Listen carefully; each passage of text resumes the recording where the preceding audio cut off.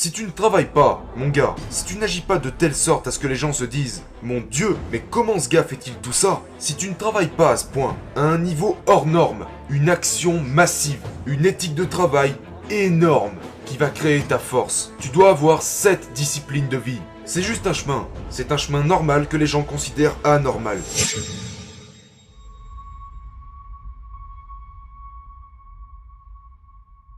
Aujourd'hui, je vais vous parler de succès. Succès, devoir, obligation, responsabilité.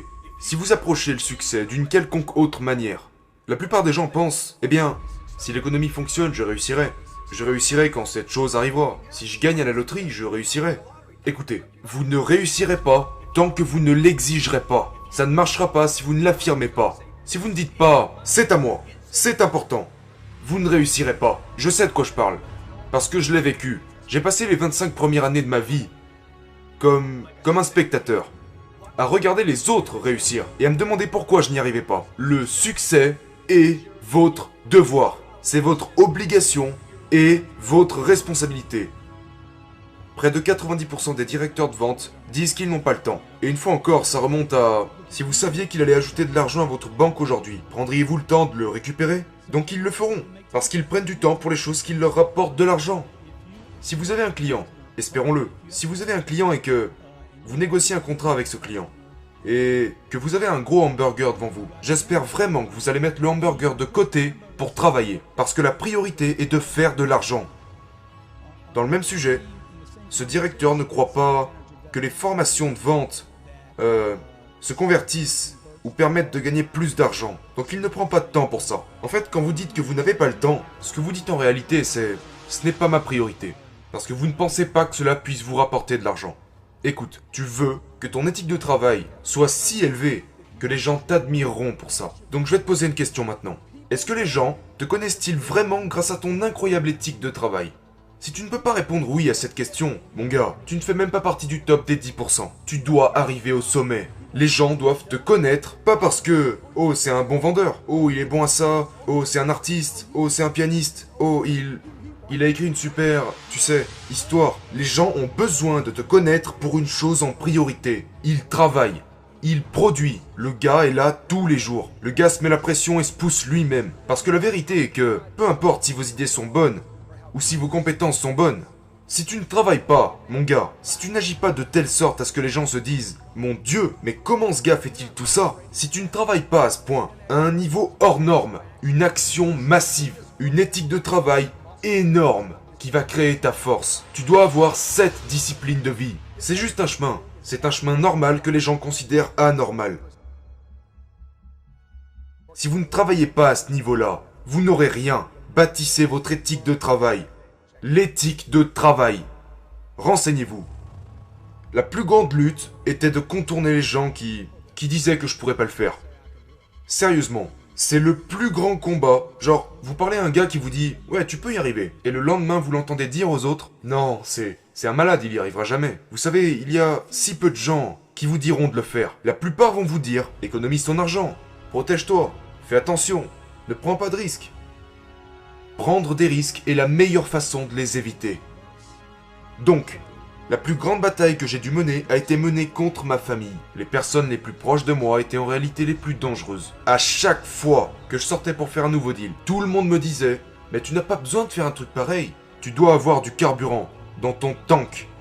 Mais sache que dès que tu voudras accélérer, il y aura quelqu'un à l'arrière qui te dira « Sois prudent. » Mais personne n'aime être dérangé par les passagers de la banquette arrière, d'accord ? Donc ils sont assis à l'arrière et ils exerceront toujours une pression mentale sur les freins quand vous essaierez d'accélérer.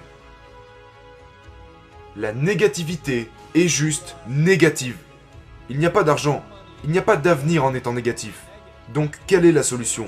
Tu sais, je ne peux pas faire ça, nous ne pouvons pas faire ça, ça ne peut pas arriver, c'est pas possible. Oh mon Dieu, les taxes sont trop élevées, les taxes sont trop... Tu es pessimiste, mon gars. C'est négatif. C'est négatif. Regarde, il y a tellement d'abondance dans la négativité qu'à proprement dit, ça devrait vous suffire pour vous faire comprendre qu'il n'y a pas de valeur là-dedans. Vous devez vous engager à servir. Vous devez vous engager genre, hey, j'ai une cible. Je sais que lorsque nous n'atteignons pas les objectifs ici dans mon bureau, la première chose que je demande, sans tenir compte du service internet, de mon service de comptabilité, ou de l'équipe de vente, je vais poser une question. Quelle est la cible? Pas de cible? Pas de vente. Donc si vous avez un rôle, si vous êtes dans le service ou peu importe, assurez-vous d'avoir une cible, évaluez cette cible chaque heure. Si vous voulez vraiment des résultats, évaluez votre cible toutes les heures en vous posant la question « Qu'est-ce que nous avons fait dans les 60 dernières minutes ?» Je vous le promets, faites ces deux choses simples. N'apprenez même rien sur la façon de vendre quoi que ce soit. Ayez une cible, évaluez-la toutes les heures et je vous garantis que vos ventes vont exploser. Dans toutes les entreprises que je possède, j'ai entre 4 et 5 sources de revenus par entreprise. Je ne vais certainement pas dépendre d'un seul produit. Une fois que je reçois les bénéfices de ces 4 flux provenant d'une de mes entreprises. D'accord? Par exemple, dans cette entreprise, c'est un projet en ligne appelé Cardone University.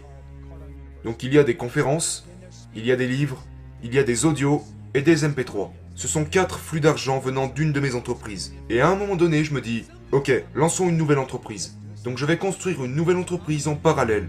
Comme un skieur, d'accord? Je ne veux pas que les skis se croisent. Je veux qu'elles soient parallèles. Afin que tout ce que je ne peux peut-être plus faire dans cette entreprise, je vais l'externaliser à un partenaire, en construisant une deuxième entreprise. Ensuite, une fois que ces deux skis sont en harmonie, peut-être que je vais bâtir une troisième entreprise ici pour laquelle j'ai une passion qui n'a rien à voir avec les deux premières entreprises. Ce n'est pas de la diversification, c'est un accroissement puissant de flux monétaires. Et quand j'investis dans cette troisième entreprise, je vais prendre l'argent des deux premières entreprises et dire s'il y a une bonne affaire, foncez. Mais si vous n'êtes pas sûr de vous, n'y mettez pas un seul centime. Il y a tellement d'erreurs que font les vendeurs, je pense qu'ils doivent revenir aux fondamentaux. Mais vous ne vendez même pas des solutions, je veux dire. Avant même cela, je dirais que la plus grosse erreur est que les gens ne sont pas stimulés par ce qu'ils font. Ils ne sont même pas actifs. Ils ne montrent aucun intérêt pour le processus, et ils perdent leur intérêt. Dernièrement, j'étais à Barcelone. Je passais devant une boutique, et je regardais une montre depuis dehors. La boutique n'était pas fermée. J'aurais pu acheter cette montre. J'avais les moyens de l'acheter. Donc je me promenais dans la boutique pendant mes vacances, et je regardais cette montre. Je savais exactement quelle montre je recherchais. Et quand je suis parti, ma femme m'a dit « Qu'aurait-il pu faire pour conclure la vente ?» Et j'ai dit qu'ils auraient pu continuer de croire qu'ils pouvaient me la vendre. Ils auraient pu garder cet état d'esprit. Ce que je veux dire par là, c'est que si vous n'êtes pas intéressé, si vous ne pensez pas pouvoir conclure une vente, vous ne vendrez rien. Donc la principale erreur que commettent les vendeurs et les gestionnaires dans leur boutique est qu'ils supposent faire des ventes à certains jours plutôt que d'autres. Je vais dans chaque opportunité, avec chaque client potentiel, chaque appel téléphonique, peu importe à quel point la vente peut être complexe ou ordinaire. J'ai la conviction que je peux vendre ce produit, ce jour-là, à tout moment. Exploitez votre potentiel, pas votre quota. Si vous voulez rester vraiment motivé, si vous voulez répondre à la question de savoir pourquoi les gens qui ont déjà réussi continuent de travailler, c'est parce qu'ils n'opèrent pas sur des quotas, ils opèrent sur leur potentiel. Ils sont motivés à atteindre leur potentiel. Ceci est également lié à leur obligation morale. Ils savent de quoi ils sont capables. Personne ne peut vous dire de quoi vous êtes capable. Vous êtes le seul à le savoir. Donc exploitez votre potentiel, et pas votre quota. Les quotas sont des nombres, mais qu'est-ce qu'ils représentent? Quelqu'un pourrait dire, ton quota est de ta. Ok, mais basé sur quoi? Comment tu es arrivé à ce quota? Les gens choisissent un certain quota, ou un certain nombre, parce qu'ils pensent que c'est important, ou simplement pour se comparer à d'autres personnes dans leur industrie. N'opérez pas sur les quotas. Vous les voulez, bien sûr que vous les voulez, mais ce qui vous motive, c'est l'atteinte de votre potentiel. Et certainement pas quelques nombres ou quelques mécanismes. Mon potentiel, je le connais. Je sais à quoi il s'apparente. Et vous devez connaître le vôtre. Exploitez votre potentiel, pas seulement un quota. Et je vous le promets, vous serez extrêmement motivé. Jour et nuit. Quand les choses tournent mal, vous devez fournir encore plus d'efforts. Vous allez devoir dépenser de l'argent que vous ne pensiez même pas dépenser.